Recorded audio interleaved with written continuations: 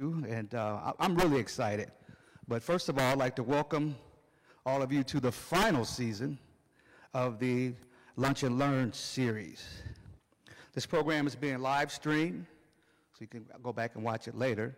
A special thank you to our live stream sponsor, WGLT, Bloomington Normal's Public Media, a partner of the NPR network. The museum's Lunch and Learns series is made possible with support from MCK Advisors, and we thank them for that.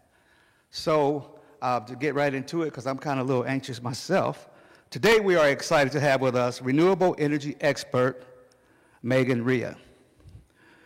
She is here to talk about everything you wanted to know about wind turbines, everything. Now, I'm sure she will share some of her background with you as well, but I will say, I check around on the internet. So I went out there and I saw one of my friends posted on social media. According to this friend, she said, Megan is incredibly smart, passionate, and kind. And I think that's enough for me. Please welcome Megan. Thank you. I've got my own. Got my own. You're good. Thank you. Welcome, everyone. I am trying very hard to make a Bridges of Madison County reference here in the title slide. So if you see it, bless you. If you don't, it's fine. But I am here just to tell you a few things about the wind turbines in our county, and then hopefully answer a bunch of your questions, because I love answering questions. That's where the fun is. So if you have them, write them down. Otherwise, just shout them out at the end. So I'm going to try and stick to about half an hour, and then we can have a long time of questions. A little bit about me. I have been working in renewable energy, specifically in utility scale wind, for about 15 years. I'm originally from Tiscowa, Illinois. Anybody know where Tiscowa is? I see some shaking heads in a yes, I know kind of way. I am originally from Tiscowa. I got a degree in mechanical engineering from Seattle University. And while I was out in Seattle, I, through some alumni connections, got a summer internship checking data, MET data, from wind farms. And the very first MET data that they put in front of me to quality check was from Tiscowa, Illinois. The project was subsequently built. It's now called Providence Heights. But it was kind of, a match at first sight. So I have, for about 15 years since then, moved on from data analysis to independent engineering and due diligence, which is a fancy way of saying I get to have lots of opinions and know lots about wind turbines, and different players in the industry, developers, owner-operators, financiers, come to the company that I work for independent advice and opinions about what the right thing to do is, what the most efficient thing to do is, what the industry is doing, all that kind of stuff. So we have a lot of knowledge in the company that I work for, the consulting company that I work for. But the important thing is we have no particular financial stake in the success or failure or the outcome of any particular engineering decision that we're being asked to give an opinion on. So that's why it's called independent engineering. And I get to be part detective, so when things go wrong with wind turbines, which does happen, I can be brought in as an unbiased person to sort of follow the root cause analysis, the failure analysis that they do, or to support a particular party as they go through that process. And then I collect all of those little tidbits, all of those clues, and I write what is essentially the Carfax report for a wind turbine. So when you are trying to buy a new car, you're like, what's the history? How long does the powertrain last? What's the most common recall? Those kinds of things. I collect those and write a report for people who are considering buying new wind farms or wind farms to tell them what kind of car they're getting. Things that we're going to cover today. I'm going to talk pretty briefly about what goes into making a wind farm, what are the moving parts, who are the players, that kind of thing. A brief history of wind specifically wind turbines in the US, a little bit about how wind turbines got developed, and then spend some good amount of time talking about the actual wind turbines that we have here in McLean County. And then, again, your questions. There is a lot to cover, and there are a few things that I'm not going to be talking about today. So if you have these questions, save them for the internet. I'm not going to be talking about health impacts. I'm not going to be talking about permitting or setbacks or layout or shadow flicker. And I'm not going to be talking about land prices or how to get the best deal if you've got a piece of land that you want to sell to a developer. So with that in mind, what do you need to make a wind farm? You need some people to make it happen. Those are the developers and some other folks. You need a place to put your wind farm, your wind turbines. You need somewhere for that power that those wind turbines are generating to go. That's the grid access. You need some wind. How do you know if there's wind or not?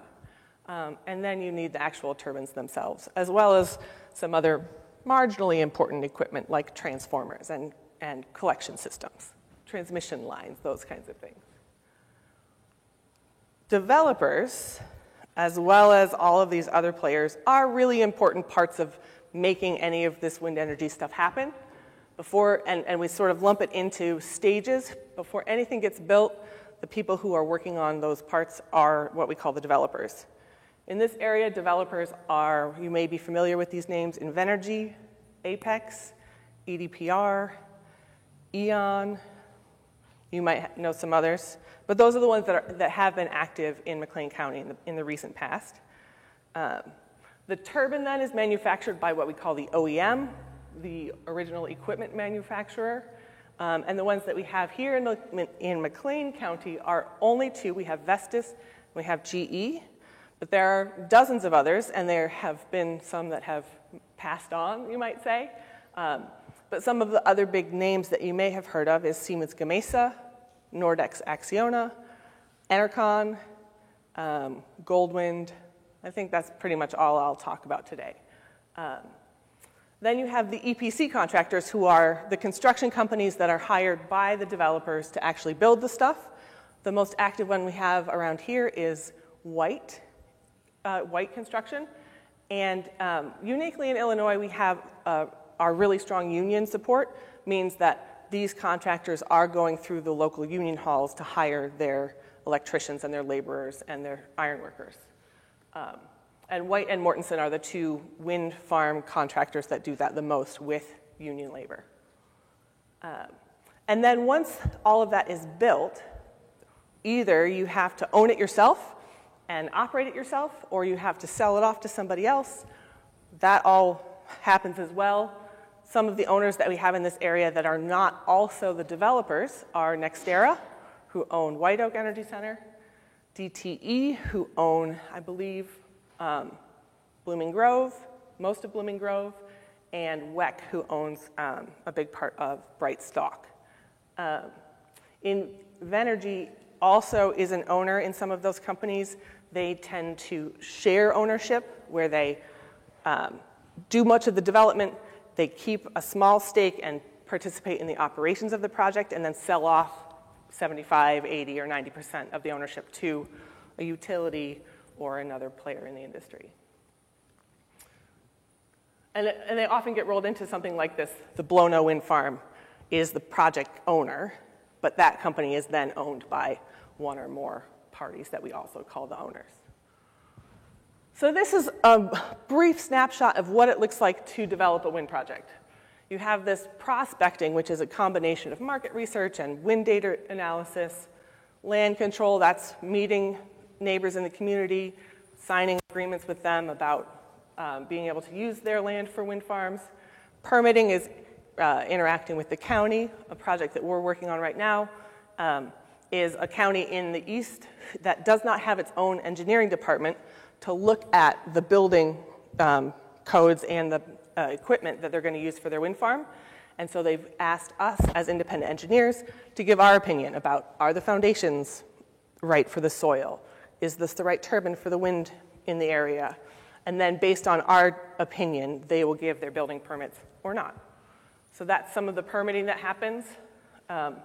Interconnection is putting the planned project in a queue to get access to the high voltage transmission lines that distribute this energy across the grid.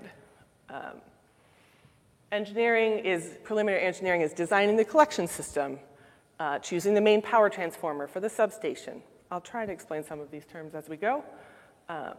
Turbine procurement, that's where I come in, helping you know what's the right turbine for your location, what are its problems, how much money do you need to set aside to keep it going for the life of the project, that kind of thing. Power purchase agreement is guaranteeing the price that you're going to sell the power to. Oftentimes, companies that have big, want carbon, they want to be low carbon or zero carbon by such and such a date, will enter into a power purchase agreement committing to pay for every megawatt, every kilowatt that this project produces for a fixed number of years at a specific rate, and then they get to say that offset their energy consumption with that production. So if you produce 100 megawatt hours, they say say we produced 100 megawatt hours of carbon-free energy, that kind of thing. Then there's construction, and that takes most of a year. I don't know why 6 or 9 months. Most of a year around here. And then you're into commercial operation, and we call that starting date the commercial operation date, or COD. One of the reasons that McLean County is a very desirable place to build wind farms is not because our wind is amazing. It's good. It's not the best. But is because we have this particularly rich area of transmission lines. So this is the high voltage transmission network for the United States. The United States actually is 2 grids, more or less, that can share electricity amongst themselves, and they're divided up into a number of smaller regions called independent service operators, ISOs, or RSOs. And you can see right there in Illinois, right touching McLean County, there is both MISO, which comes up around Minnesota, part of Iowa, Missouri, Indiana, and then there's PJM, which kind of cuts the corner around Chicago and into central Illinois. And one of the reasons that's great that we have all these transmission lines is because we are supplying power to both the MISO grid, so the local grid that's serving much of the Midwest, and PJM, which is delivering electricity in the Chicago area, but also all the way out to the eastern seaboard. And it gives us some advantages in terms of negotiating power prices and being able to deliver multiple places. If one is down for maintenance or is congested, we can sell into the other grid.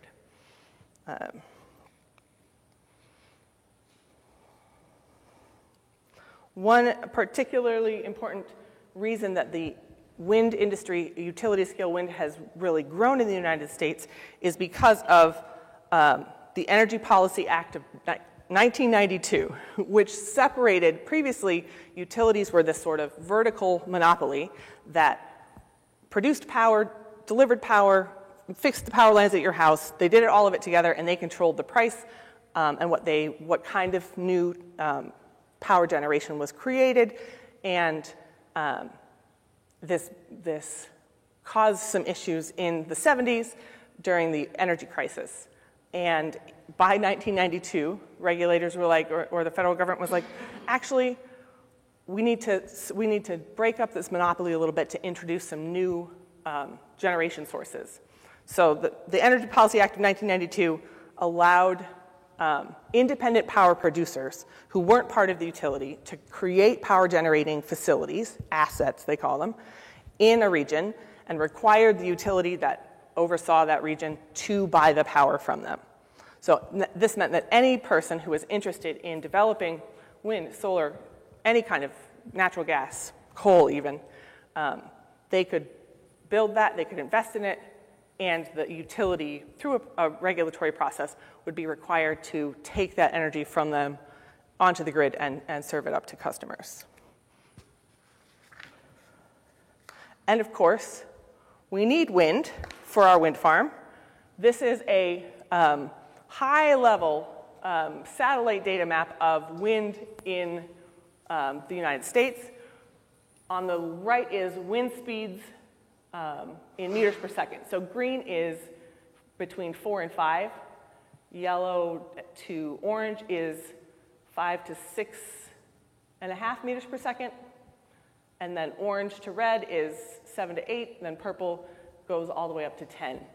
And the key thing to know here is that this is the average mean wind speed for the year. So if the mean wind speed is 7 or above, there's a wind turbine that can produce power in that wind regime. If it's less than 7, we don't really have the technology to, in a financially responsible way, produce a lot of wind power. And then there's the equipment. This is a main power transformer. On the left, you see the wind turbine, and the fence on the right is the substation where that power transformer is going to be installed. There's a whole lot of technical engineering that goes into all three of those, and we're just going to talk about the wind turbine parts. So a brief history of the US wind industry. Before there were wind turbines, there were windmills, and windmills are expressly for turning grain into flour of some kind. It is still harnessing the wind to do some kind of work, but it is not producing electricity. Then there were wind pumps, which were, again, using the power of the wind to pump water, not to create electricity. So these are wind pumps. And this is a wind turbine. This is actually Charles F. Bush's wind turbine generator in 1888. Wind turbines were actually a big part of the sort of early experimenting with electricity. It was very easy to make the generator, electricity is like a rotating bunch of magnets around a coil of wire. It was very easy to do that with wind because it would happen automatically. This guy was roughly 18 meters tall, 59 feet tall, had a rotor of 17 meters, 56 feet, and was rated at about 12 kilowatts. So keep that in mind, 12 kilowatts, this guy. But people were experimenting with it. There were small-scale wind turbine generators available for home use all throughout the late 1800s, early 1900s, and that really went away as the WPA introduced grid electricity in the late 1930s. So then we have the war years. After the war, there was some of that industrial innovation went back into producing new wind turbines, but because of those utility monopolies, there was no place for that in the energy mix of the grid. So it wasn't until the energy crisis of the 1970s that people were like, oh, we might benefit from some diversity in how we produce our electricity. Previous to that, it was gas and coal almost exclusively, some nuclear, that kind of thing. And also in the 1970s, the environmental movement and climate change comes to the public awareness for the first time. And many, many people were excited about experimenting with these alternative forms of energy. And wind was a very accessible one because it had been sort of tinkered with since the 1800s. And tinkering is exactly where it started. On the left, this is a Northwind 250, a two-bladed machine I took these in 2021. So they're still out there, still running. They're from about 1980. But the wind turbine is not fixed in its design. How many blades is the right number of blades? Should it point upwind or downwind? Should it actually be vertical? On the right here we have a vertical axis wind turbine called a Darius rotor. What should we do? And there was some government funding, the DOE Wind Turbine Development Program funded a lot of this research. NASA had wind turbines that were just experimenting. What works, what's successful, what's robust, everything like that. All of these early experiments have really coalesced, however, into the form factor that we have here in McLean County. These are what we call horizontal axis, different from the vertical axis. They rotate horizontally. Upwind, meaning the rotor is upwind of the nacelle. Three-bladed, pitch regulated, geared variable speed. Those are the sort of the form factor, the hallmark of most of the turbines that I'm going to talk about today. Three-bladed is very balanced in terms of angular momentum. It actually doesn't, you can extract a similar amount of energy for 6 blades or 9 blades, but it becomes a cost versus expense factor, more parts to maintain, that kind of thing. And we'll come back to a bunch of that. So inside the wind turbine, there are a number of parts. We've got the blade here, which you can see from the outside. That connects into what we call the hub, and those two parts together are the rotor. And those are the parts that actually rotate visibly that you can see from the ground. There's a pitch system inside the hub that controls the position of the blades. We'll talk about that in a little bit. Then that rotational motion is carried into the nacelle, which is what we call the little house on the back of the machine. It's supported with a main bearing right near the front, and then by a gearbox in the middle. And that gearbox is responsible for turning what is ostensibly low-speed, high-torque energy into high-speed, lower-torque energy that feeds into the generator there at the back. It has a yaw drive that orients the turbine into the wind so that it's facing perpendicular to the wind direction as much of the time as possible. And then there are a number of control systems like the wind vane that tells it when to yaw. The controller decides when to pitch based on the wind speed and what the demand is from the grid, that kind of thing. And it's all mounted on the tower, which is primarily just there to get it above the ground as far as possible and allow for access to the nacelle. Now this is what you came for, right? How many of you have explored the USGS wind turbine database? It's a fabulous online resource that is a map of every wind farm in the United States. This is McLean County. It's hard to see the dots here, but we have White Oak Energy Center, Blooming Grove and Bright Stock up here, Twin Groves, and down here to the southeast we have Sapphire Sky. Those are our locals. But you can zoom out and you can see all of the wind turbines. If you're on a road trip and you're like, what wind turbine is that? You can look up on the USGS wind turbine database and figure out where you are and find what you're looking at. Now, I was going to go in chronological order here, but I have revised that mostly because I want it, because the Twin Groves wind farm, which is the oldest, is a pretty unique design, and I don't want to confuse you with what is normal. So, starting with White Oak Energy Center. It was built in 2011. It consists of 100 GE 1.5 SLE turbines. The rotor diameter is 77 meters, 252 feet, if you're a imperial unit sort of person. The blade length, so one of those blades is 37.3 meters, 122 feet. And the rotor swept area is more than an acre, 1.15 acres. It rotates between 11 and 20 RPM with a maximum tip speed, so that the tip at the very end is going 183 miles an hour. It's on an 80-meter tower. Its nameplate capacity, so the maximum power it could ever produce at one time is 1,500 kilowatts, 1.5, right there in the name. You'll learn the naming convention very quickly. And a few unique features, unique because you've never heard of them before, is that it uses pitch to feather to brake the machine and to control how much power is being produced. It has a 3-point drivetrain and the transformer that converts the variable, it's usually 600-volt energy, to a collection system voltage, which is usually 34.5 kV, is located at the base of the tower. So low speed, relatively low voltage, low speed. Low voltage energy is going from the top of the nacelle to the base of the tower, where then it's stepped up to a higher voltage to transmit to the substation. What's pitch to feather? Well, each of these blades has sort of a rounded front and a tapered back. And when you pitch the blade, you're basically changing the position of that face relative to the wind. And it works like an airplane wing. So when it is pointed in the wind, it creates pressure on one side, and high pressure on one side and low pressure on the other, and that effectively is pushing the blade around. So that's how it moves. You get this high pressure side, low pressure side, it pushes it around.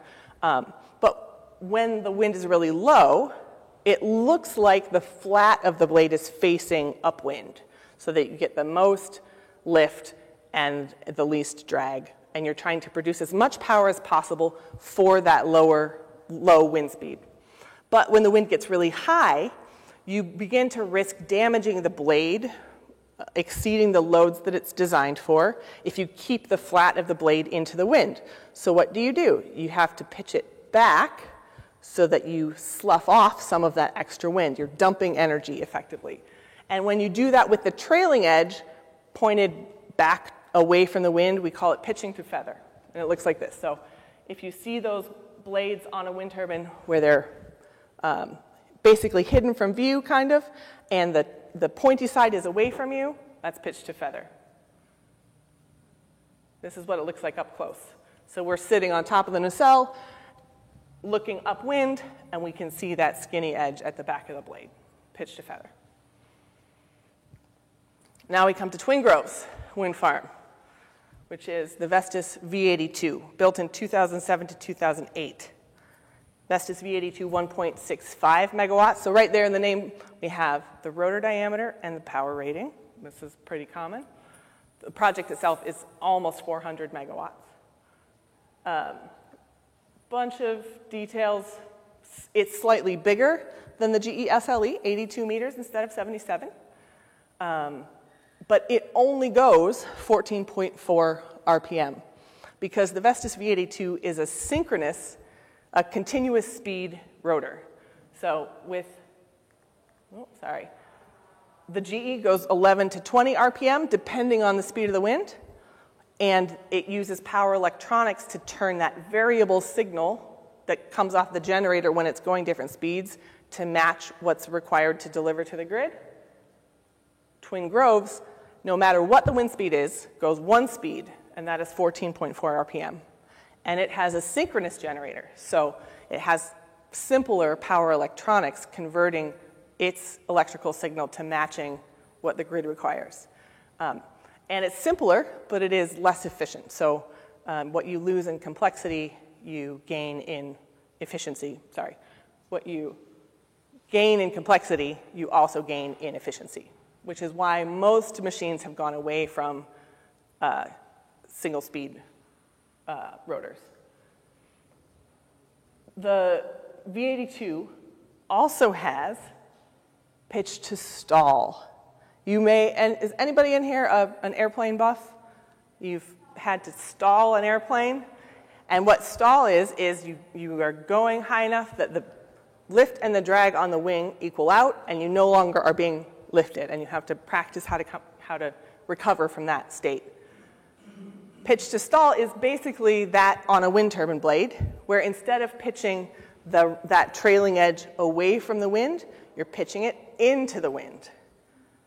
Does the same thing. The loads are slightly less, are kind of noisy and difficult to predict with this method, but it is very efficient. So pitch to stall. Another fun fact about this type of stalling mechanism is that it's very loud. So the higher the wind speed, the louder this machine gets.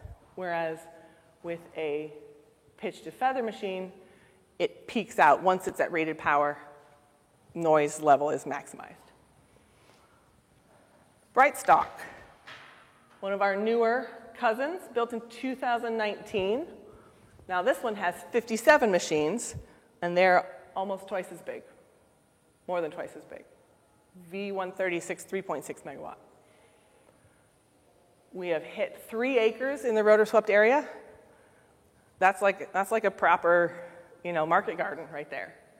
And the tip speed is probably about 85 meters per second. which is 150 miles an hour. This is on a 105-meter tower. This is the first turbine in the county to have elevators. And this is our first introduction to carbon fiber in the blade. So up until this point, all of the blades are being made out of fiberglass and balsa and styrofoam. So you make kind of a sandwich where in this section, you have layers of fiberglass with a little shell of balsa or styrofoam in between to give it the right thickness. But most of the load or forces on the blade come right here in this center section called the spar or the spar cap. And traditionally, this whole thing is made of fiberglass and balsa. But as we get bigger, the blades get heavier, the loads get bigger, and the material gets more expensive. Because if the blades are bigger, the hub has to be bigger, the bed plate in the nacelle has to be bigger, the tower has to be stronger, the foundation has to be bigger. So they said, oh, well, carbon fiber is lighter and stronger. Let's try it. So they started putting carbon fiber just in these sections of the blade for strength and weight reduction. And that has proved very successful in some ways and really challenging in others. It has introduced new problems, new ways the blade can fail, and new manufacturing techniques to make sure there are absolutely no wrinkles nowhere, anywhere in that blade. Imagine this is 66 meters long, fabric. Fiberglass, before it is cured, is a big old roll of fabric. And you are trying to lay pieces into this shape. There's a mold that holds that shape. Into this shape with 0 wrinkles. Absolutely none. Very tricky and very expensive. All right. Anything else I want to say about Brightstock? I don't think so. Up tower transformer. So instead of that transformer being at the bottom of the turbine, now it's at the top. So now we send power that's already at 34.5 kV down the tower into the collection system and off to the substation. Then we have Brightstock's cousin project just across, partly across Highway 55, built in 2020. Fun fact, Brightstock and Blooming Grove share a substation, even though they were built by different companies. But this uses 94 GE 2.8 127 turbines. Again, very high tip speeds, 85 to 89 meters per second. Similar hub height. Oh, I didn't update the nameplate capacity. The nameplate capacity on this is 2,800 kilowatts. That's my mistake. But 2,800 kilowatts. So slightly smaller than that Vestas machine, and more of them. And Blooming Grove, the 127, is the first turbine in McLean County and sort of in this set to introduce independent blade pitch. So each of those blades has to be adjusted, and up until this point, all of them are being adjusted to the same angle. We call that collective pitch. But because of the way the wind increases with height, we call it wind shear, close to the ground, you might have, call it 6 meters per second wind down at the bottom of where the bottom of the rotor passes the tower, call it 6 meters per second.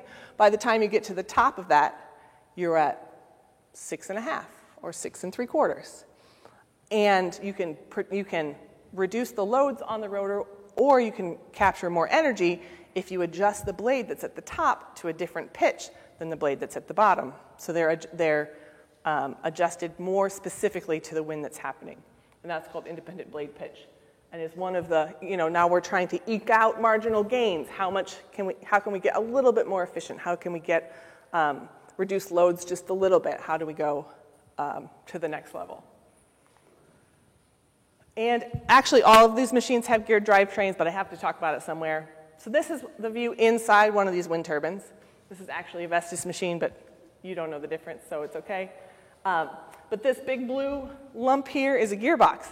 And inside that gearbox is usually 3 sets of gears that take something between 8 and 14 RPM, or 8 and 20 RPM, to 1600 RPM, which are the frequencies that generators run at. So you get nearly more than 100 to 1 gear ratio in this machine at very high loads with very high precision.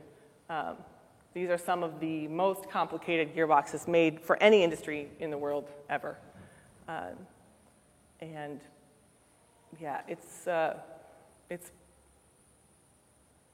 thing of beauty is what it is. But not all wind turbines have this. Most, the ones in McLean County do, but if you go up to 39 to Mendota, you can see a Goldwyn 1500, which is a direct drive turbine. This is the same view, sort of standing in the same corner of the nacelle. So you're standing here, the rotor is up this way, that's downwind. There's no gearbox, there's no nothing. There's like some control cabinets, this is a yaw drive, what's going on?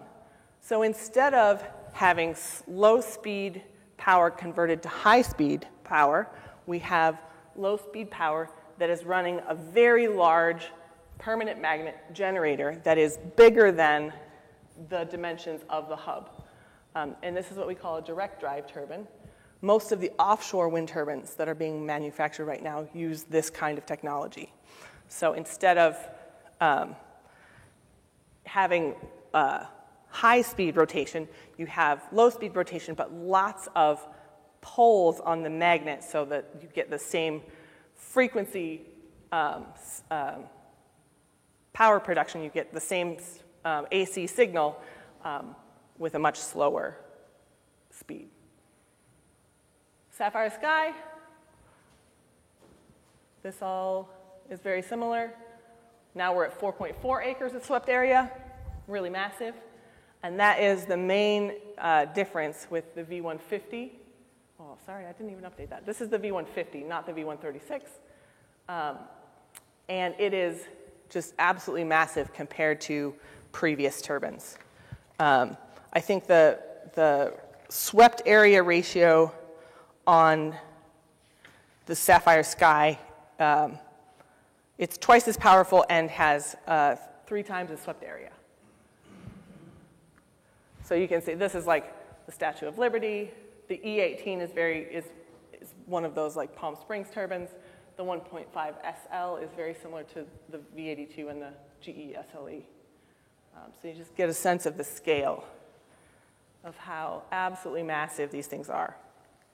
Now, Sapphire Sky is a 4.2 megawatt wind turbine. I'm working on projects now that use 6.1 megawatts. The GE 6.1 158, the Vestas 6.1 150. They're using the same rotor for a bigger nameplate capacity. And that is kind of the state of wind turbines in McLean County. And I'm only 5 minutes over what I aimed for. So, lay your questions on me.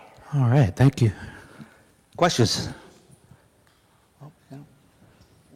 He's going to bring you the mic. I think the live stream wants to hear the question. The variable pitch, so are you saying that as the blade pitches? Yes. Okay. So the question is, as the blade rotates, is it pitching differently? And yes. Every cycle, that blade's going a little bit back and forth to adjust for the difference between the wind speed below the nacelle and above the nacelle. Yep. So it's got to increase then. The duty cycle, Yeah. tremendously. Okay. Yes. Yes. What's the useful life of the turbine? Great question. What's the useful life of the turbine? So all of these turbines are designed and certified for a 20-year operating life. So on paper, all the calculations were done that these would run for 20 years. And one of 2 things is happening. Either between 10 and 15 years, the project owners are saying, gee, my turbine's really small, and the wind's still pretty good. Wonder if I could put a bigger rotor or a bigger nacelle on this turbine and get more money and like restart the incentive benefits from the government. That sounds like a great idea. And so they do what we call repowering. Or they're like, this is running great and I don't have to spend any money on it. How long can I make this go? And that's what we call life extension. And we see projects trying to run for 25 or 30 years. And in my world, you can run anything for 30 years for twice as long if you spend enough money on it.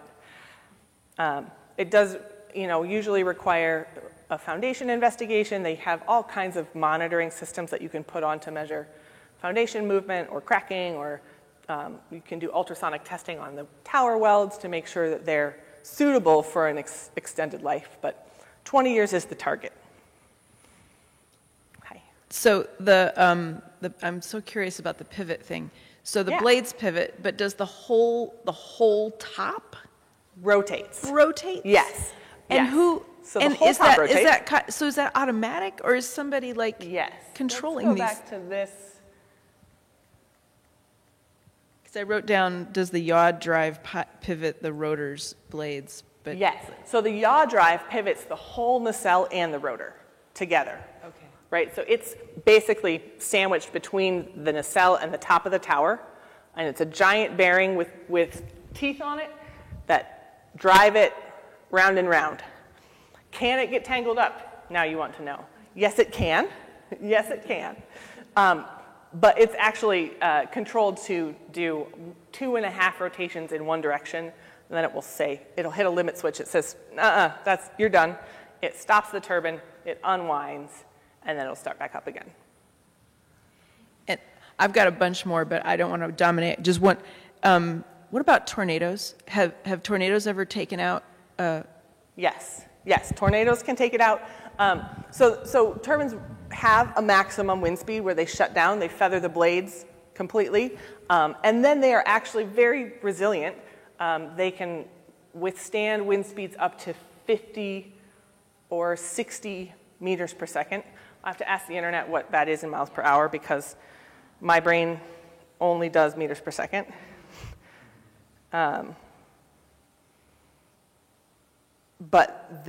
So whether it's a tornado or a hurricane, 145 miles per hour.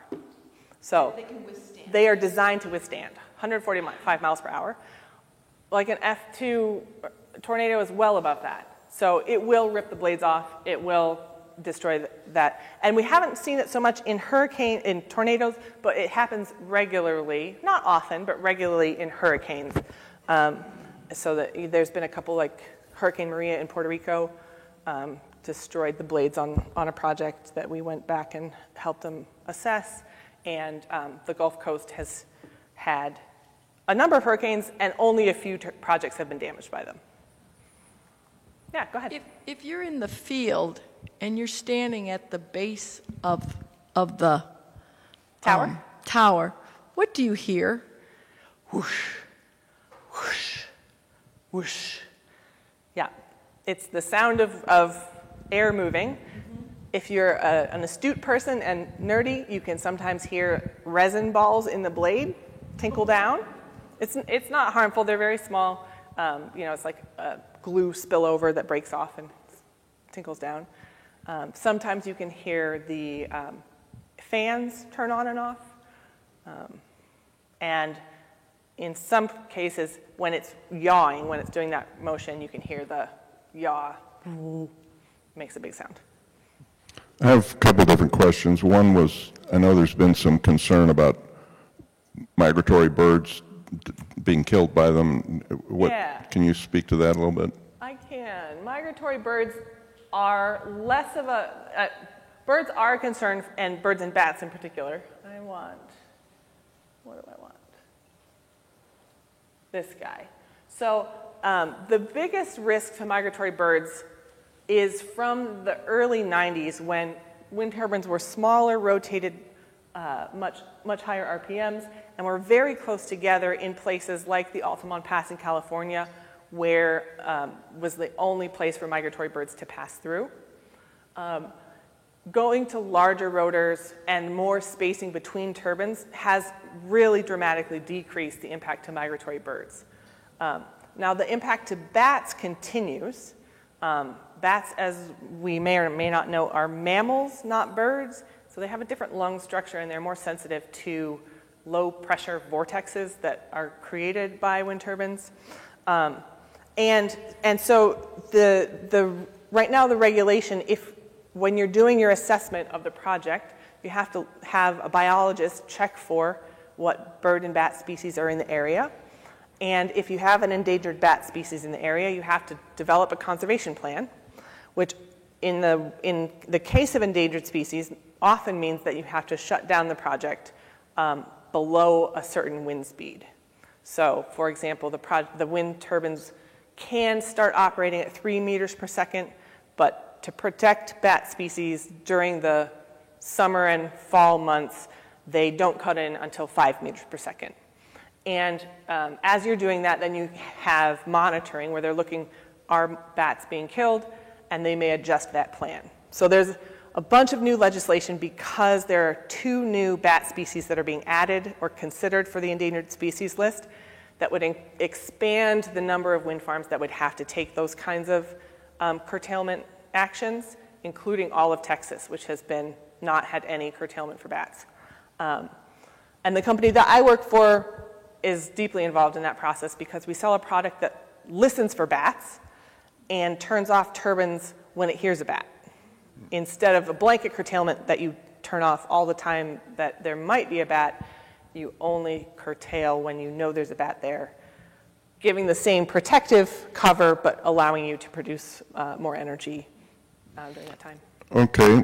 My other question relates to, I'm into model railroading, and I have a bunch of, in N scale, which is 1 to 160 ratio, these 89-foot flat cars are maybe a little less than a foot long, and they have the wind blades, and I've seen them, in trains, being transported. And so the ones you started out with that are a little over 100 feet, those you can put 2 of them on 3 89-foot flat cars. But I have never seen transported, but are they also transported by rail? These ones you were talking about that are 218 feet long, those would have to be on 3 flat cars. And I'm trying to picture going around a curve how they would. It is very limited which routes they can use with those blades on rail. Because many of them are just being sharp curves. They would hang way over. Exactly, they hang way over, and they do in order to make the curves. Even the ones you've seen, right? They overhang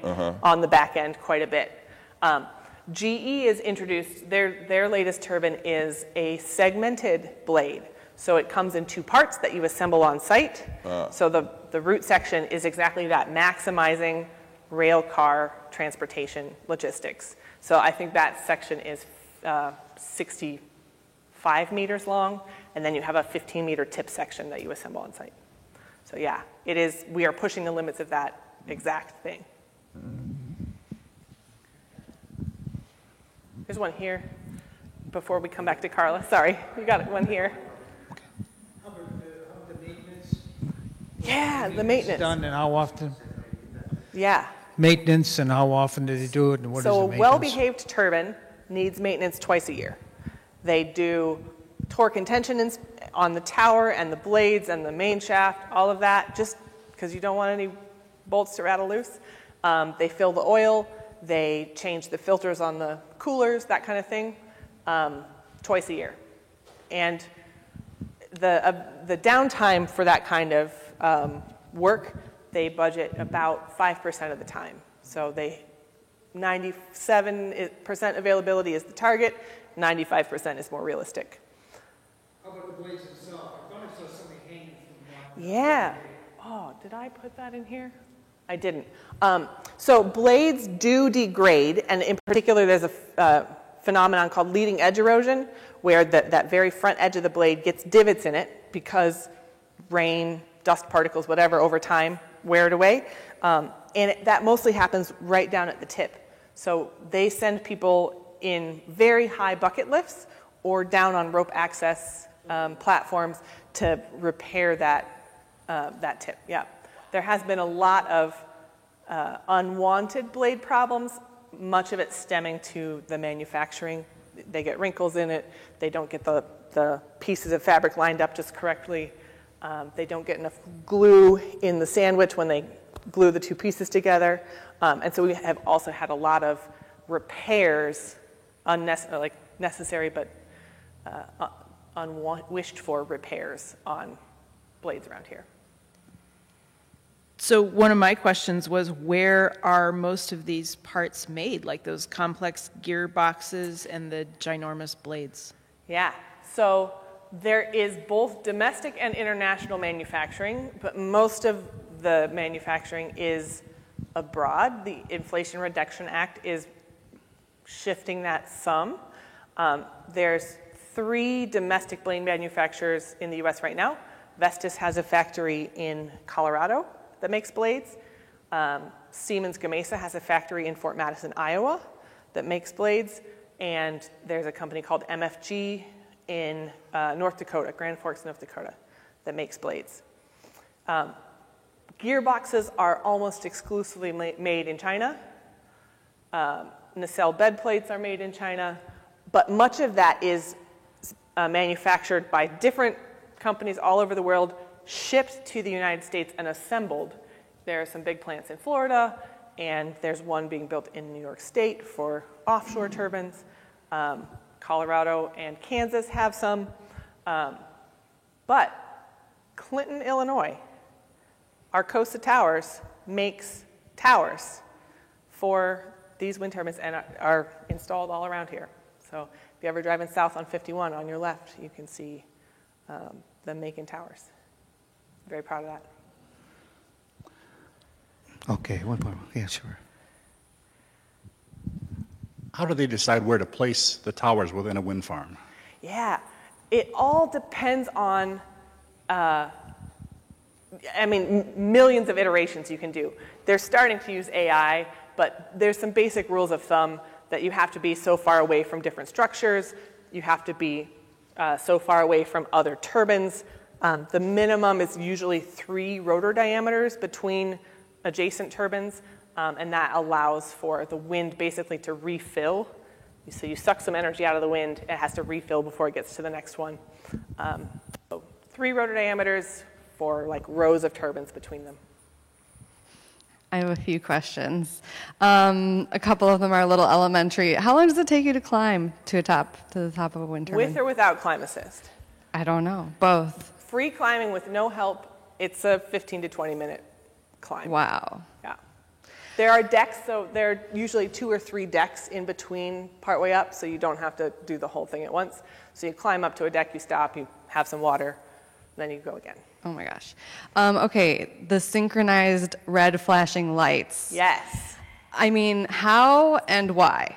FAA requires them Okay. to alert low-flying aircraft about the presence of the turbines. Okay, That is how? how, right? How do they synchronize them? How? Yeah. The magic of wired networks. Okay. It is not a wireless network, it is a wired network, and they are on one of those like geosynchronous clocks. That's all it is. Cool. Okay. If you want to next level up that question, can we get rid of the blinking red lights? The answer is yes. There is, the state of North Dakota has required it now for all new wind farms. There is the option to have a radar-based alert system that only turns the light on when there is low-flying aircraft alerted. Very So cool. you want to take that to our county permit guy for the next one. I wouldn't say no. Okay, my last question. So when you look at a turbine field and they're all stopped, Yes. why? Why? Why? So it can be any number of things. The first most common reason would be there isn't demand, especially this time of year. Weather's nice, nobody's heating their house, it's the weekend, whatever. There isn't demand, all the plants are going to be shut down regardless of whether there's wind or not. Second thing is some kind of bat curtailment or environmental curtailment. If you see individual ones shut down, it could be faulted, or they could be doing maintenance. Always look for a truck at the base. That's how you know they're doing maintenance. It could be unwinding. It could be a problem with the collection system, or they're doing maintenance on the substation, or they're doing maintenance on the collection system just in that area. Lots of reasons. Their downtime is usually less than you think. So they're usually online about 90% of the time.